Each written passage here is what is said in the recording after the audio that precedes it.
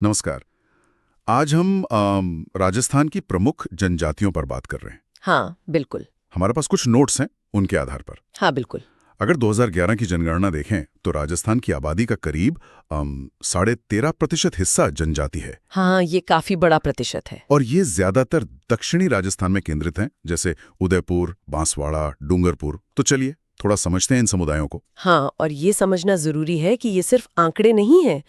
ये राजस्थान की, आप कह सकती हैं, सांस्कृतिक और ऐतिहासिक पहचान का एक बहुत अहम हिस्सा है। बिल्कुल। तो शुरुआत करते हैं भील जनजाति से। ये राजस्थान की सबसे बड़ी जनजाति है ना? हाँ जी बिल्कुल, भील सबसे बड़ी जनजाति है। और मुख्य रूप से उदयपुर, डूंगरपुर, बांसवाड़ा, इन इलाकों में। हाँ, चित्तौड़गढ़ में भी मिलते हैं। ये पूरा दक्षिणी पट्टी ही इनका गढ़ है। और एक दिलचस्प बात, इन्हें भारत के आदिवासी भी कहा जाता है। अच्छा। और वो धनुष बाण वाली बात तो है ही, उसमें तो ये माहिर माने जाते हैं। इनकी उपशाखाएं भी हैं कई सारी, जैसे मीणा भील है, बारिया भील, पाटालिया भील। अच्छा, अलग अलग समूह हैं इनके अंदर भी। हाँ, और इनका गवरी नृत्य और गवरी पर्व बहुत मशहूर है।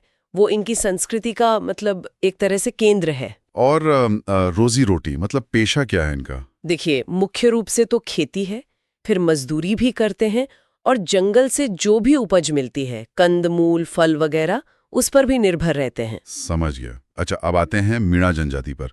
ये दूसरी सबसे बड़ी जनजाति है। हाँ बिल्कुल, भीलों के बाद मीणाओं का नंबर आता है। और ये कहाँ मिलते हैं ज्यादातर? नोट्स में जयपुर, दौसा, सवाई माधोपुर लिखा है, मतलब पूर्वी राजस्थान। हाँ, आप कह सकते हैं पूर्वी और थोड़ा उत्तर पूर्वी राजस्थान।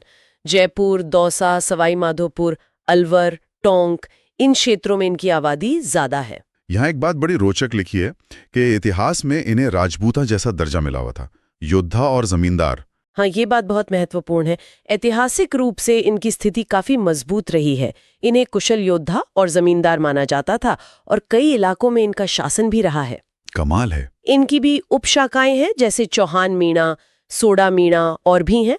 त्योहार इनके वही मुख्य राजस्थानी त्योहार हैं, तीज, गणगौर, होली वगैरह। और आज के जमाने में इनका मुख्य पेशा क्या है? आज भी खेती तो मुख्य है ही, लेकिन वो जो ऐतिहासिक पृष्ठभूमि है ना, शायद उसका असर है कि राजनीति और सरकारी सेवाओं में, प्रशासनिक सेवाओं में भी इनकी भागीदारी काफी अच्छी है। ये दिलचस्प है।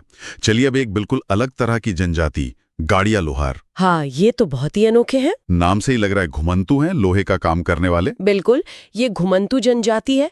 बैलगाड़ियों पर अपना घर संसार लेकर चलते हैं और लोहे का काम करते हैं, हथियार बनाना, औजार बनाना। और इनके साथ वो महाराणा प्रताप वाली कहानी जुड़ी है, एक प्रतिज्ञा। हाँ, वो कहानी इनकी पहचान से जुड़ी है। कहते हैं कि जब मेवाड़ पर मुगलों का हमला हुआ तो महाराणा प्रताप ने इनसे वचन लिया था कि जब तक मेवाड़ पूरी तरह आजाद नहीं हो जाता, ये लोग पक्के घरों में नहीं रहेंगे, किलों में नहीं बसेंगे। और इसी वचन को निभाने के लिए ये समुदाय आज तक, मतलब सदियों बाद भी, अपनी बैलगाड़ियों में या फिर अस्थायी झोपड़ियों में ही रहता है। सच में? आज भी। हाँ, ये उनकी पहचान का, उनके इतिहास से जुड़ाव का प्रतीक बन गया है। ये सिर्फ एक रहने की मजबूरी नहीं, बल्कि उनकी अपनी इच्छा और परंपरा है। वाह, अपनी जुबान पर टिके रहना इसे कहते हैं। अच्छा, आगे बढ़ते हैं। सहरिया जनजाति, इनके बारे में लिखा है कि ये राजस्थान की सबसे पिछड़ी और गरीब जनजाति मानी जाती है। हाँ, ये दुर्भाग्य से सच है। इनकी सामाजिक आर्थिक स्थिति काफी कमजोर मानी जाती है। ये ज्यादातर 12 जिले में मिलते हैं, खासकर किशनगंज और शाहाबाद तहसील में। और इसी वजह से सरकार ने इन्हें विशेष पिछड़ा जनजाति समूह यानी पीवीटीजी का दर्जा दिया है। जी हाँ, पीवीटीजी का दर्जा उन्हीं समुदायों को मिलता है जिनकी स्थिति बहुत नाजुक होती है, जो विकास की दौड़ में पीछे रह गए हैं। इनका मुख्य गुजारा आज भी मतलब दिहाड़ी मजदूरी, थोड़ा बहुत शिकार और जंगल से मिलने वाली चीजों को बेचकर होता है। स्थिति वाकई चिंताजनक लगती है। अच्छा, एक और जनजाति है गरासिया। ये कहाँ है? उदयपुर, सिरोही, पाली। हाँ, मुख्य रूप से सिरोही जिले की आबू रोड और पिंडवाड़ा तहसील और उदयपुर, पाली के आसपास के इलाकों में। इनके बारे में एक मान्यता है कि ये भील और राजपूतों के मिश्रण से बने हैं। हाँ, ऐसी एक धारणा प्रचलित है, और कहा जाता है कि इनके नाम गरासिया का मतलब भी इसी से जुड़ा है। गिरस या ग्रास का मतलब होता है जमीन का टुकड़ा या गुजारे के लिए मिली जमीन। तो शायद इन्हें वो जमीन पर अधिकार मिला था। अच्छा। इनका एक विवाह मेला होता है, गावरी मेला, जो काफी जाना जाता है। ये इनकी अपनी एक अलग सांस्कृतिक पहचान दिखाता है, और मुख्य पेशा इनका भी खेती और पशुपालन ही है।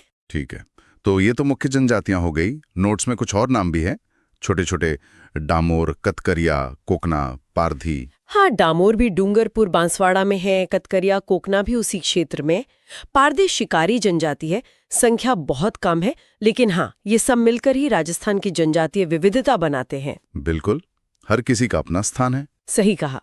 तो आज हमने राजस्थान की कुछ प्रमुख जनजातियों की एक कह सकते हैं झलक देखी, उनकी विविधता, पहचान, वो कहाँ बसे हैं। हाँ, अगर संक्षेप में कहें तो भील सबसे बड़ी आबादी वाली जनजाति है, मीणा दूसरी सबसे बड़ी जिनका ऐतिहासिक प्रभाव भी रहा है, सहरिया सबसे वंचित समूहों में से एक, गाड़िया लोहार अपनी उस अनोखी प्रतिज्ञा और घुमंतु जीवन के लिए जाने जाते हैं, और गरासिया जिनका अपना एक खास विवाह मेला है।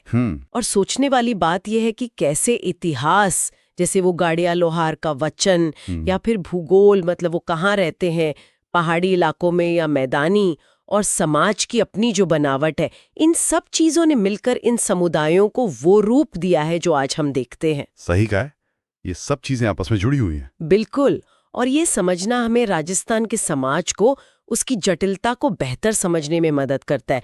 लेकिन एक सवाल मन में आता है, क्या? कि आज का जमाना इतनी तेजी से बदल रहा है, तो ये समुदाय अपनी इन अनोखी पहचानों और परंपराओं को सहेजते हुए इस बदलाव के साथ कैसे कदम